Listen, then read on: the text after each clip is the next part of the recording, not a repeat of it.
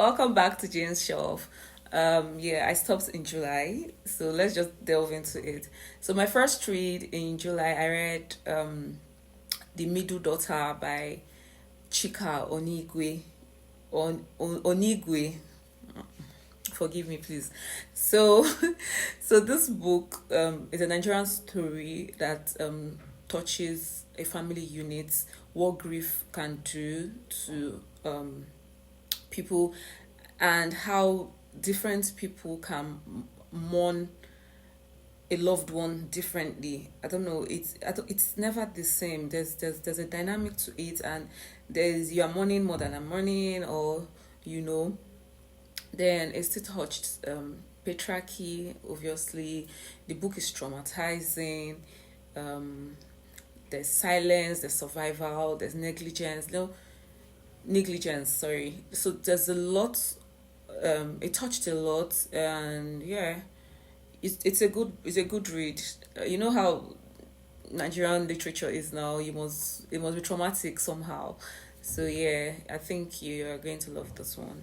My first read in September, I did Kill for Me, Kill for You by Steve Kavanaugh. But this book, when I was reading it, I'm like, this is giving Sidney Sheldon. So I googled it, and they said it was inspired by Sidney, because Sidney has a way of writing, and it's very easy to detect, and his kind of stories you get. So yeah, that aside. So this one, it's about people who have been hurt, people who have lost people due to violence, and they feel like there's no justice. Yeah, really, not they feel justice haven't been served for them. Like so the cases are opened. So this women, for them to, because they're really traumatized, so there's this group where people that have been affected by violence or whatever, or people that have not gotten justice, or people that are healing from a loss. So there's this group that they go to talk and all of that. So there are these two women, their paths crossed there, and they had this thing of, okay, can you kill for me and I'll kill for you. So that's how it started. It was there were people, when you meet someone that you feel, okay, you guys are going through this shit together, and then you're being vulnerable, you say everything, you guys make a path that, okay, we're going to do this, and one betrays the other. Like that was when the story just went like that for me. It was how trauma can really mess with your brain, and a very high level of delusion and mental illness. So yeah, it's a good read. I love, and this is my second book I'm reading from Stephen Kavanaugh. The first one I read was 13, and it was still very good. So this one, yeah, I recommend. Enjoy yourself. Okay, so my second read in September, I read Divided in Death by Nora Roberts. So this one, someone that works for Roak, that is Eve's husband. Yeah, she got an intel that her husband was cheating, so she rushed down to the place, like he was cheating with her best friend, out of anger, rage, she's going to kill them, blah blah blah. And she tracks them to where they were having the affair. Then she gets there, and they are both dead, and obviously she's a suspect. So that's this one. It's going to even it shook, I think it shook them, it shook even Rock a bit, because he knows his employees, and he has this kind of trust that I know she didn't do that. But Eve is very logical, and she's like, I need to solve this case. I'm not going to do it like somebody So yeah, Eve now, she must always crack the case. So that's just opened a lot of things, like a lot of things that are coming out, like a lot of secrets. Yeah, a lot of secrets. Yeah, so it's a good one. Read it. So my third read in September, I did The Tiny Things Are Heavier by Esther ifesinachi Okonkwo. So this one is about longing. a whole.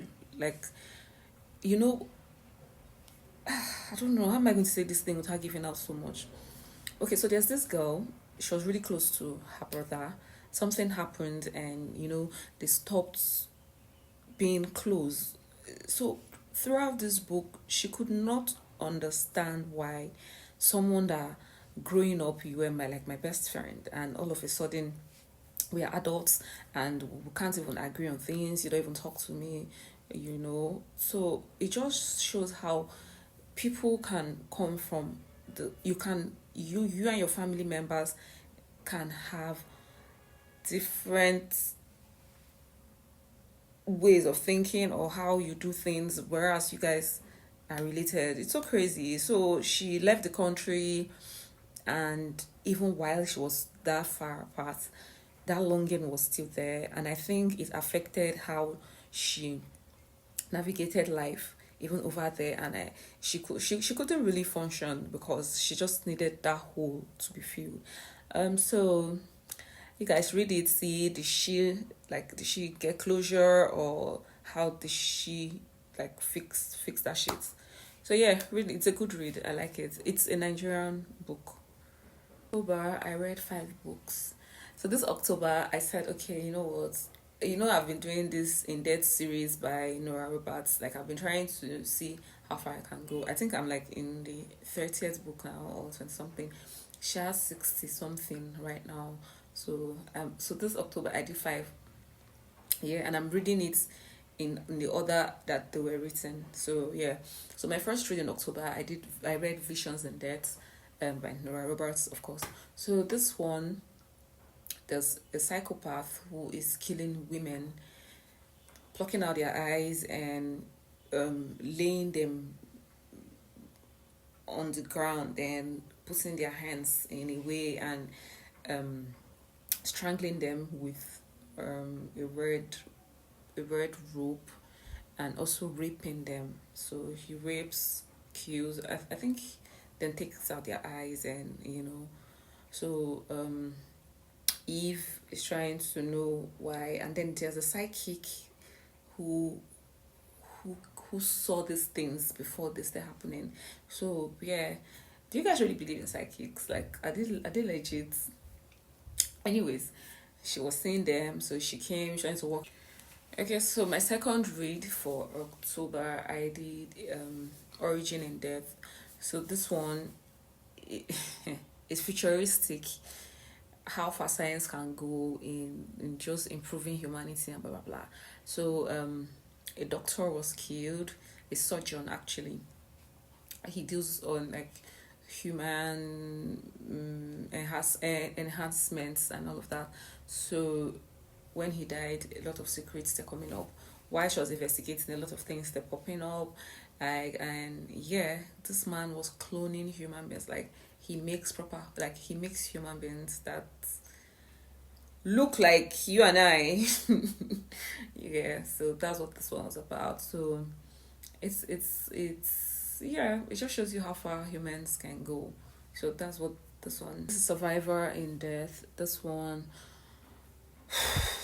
it was really okay. This, I think she was she 9 9 year old or 10 thereabouts, survived the brutal killing of her family. Like, everyone, she was being disobedient. Like, she woke up at night and she wanted to take a drink from the fridge, so she snuck into the kitchen to take something. That was when these guys came in and they killed her whole family.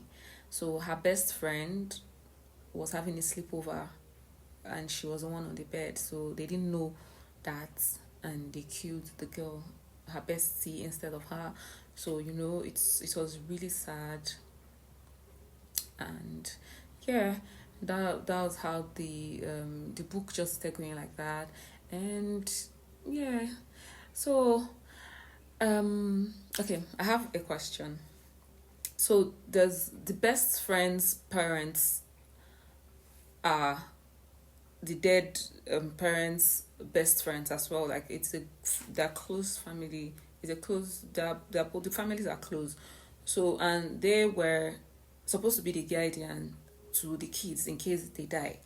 So now that everyone is dead, the agreement is okay, the lawyers came, you have to take the child, and they're like, no, they can't, because taking her is going to remind them that their child died instead of her.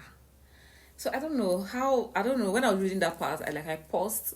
I saw reasons with them, but at the same time, I don't know, I just feel. So if you're in their shoes, what were you going to do? Like, are you going to adopt her? Or are you just going to leave her to just be with strangers instead? Yeah. So it's a good read. This one was really, really emotional. Like, it was just this particular one broke me. No, it was too sad. Yeah. So you can read it. It's really nice. Memory in Death. Still, yeah, by Nora. So this one, it's Christmas is approaching, yay, and a woman from Eve's past came, like, she was part of people that was a home placement for her. You know how they place kids from foster homes now, yeah. So she was a one of the people that Eve was put into her house, and she came like, oh, I saw your blah blah blah, I saw your interview on TV, and this. So she came to blackmail Eve, because Eve killed her dad when she was a child, because her dad was raping and abusing her. So she got wind of that, and she's like, okay, I know you're a great woman now, you're a detective, first she's a lieutenant, and you are married to a billionaire, so I need to have my own share. At least I was nice to you, I took care of you. And this woman was so bad to her that she used to lock Eve up in a cage and all of that. So, and yeah, there's that, and then the woman turns up dead, so unfortunately Eve was visited her when this happened. So you know how it's going to be. So she had to crack the case, and this one, she was very vulnerable and emotional because it took her to her past. So yeah, it's a read for the month of October. So this one, there's a couple who work in the same firm, an accounting firm. So the girl saw something that was not legal. So she told her man, and yeah, she told her boss, like, see. They turned up dead, and yeah, so Eve investigating, a lot of things they're popping up. Yeah, and her best friend Mavis is pregnant, and she's due. Like, she gave birth in this one, and it was so nice. Like, that's the sweetest thing about this In Death series, because you're just watching them grow. Like, different things are happening. That's the good thing about this book. Like, it's not only about solving crime, it's not only the romance, it's still the friendship dynamics, and everybody's life too has a little bit of stories in the book. So yeah, it's actually nice. So for October, I did 5 in October. September I did 3. August 1. Okay, this is me saying goodbye on Jane's shelf today. Bye.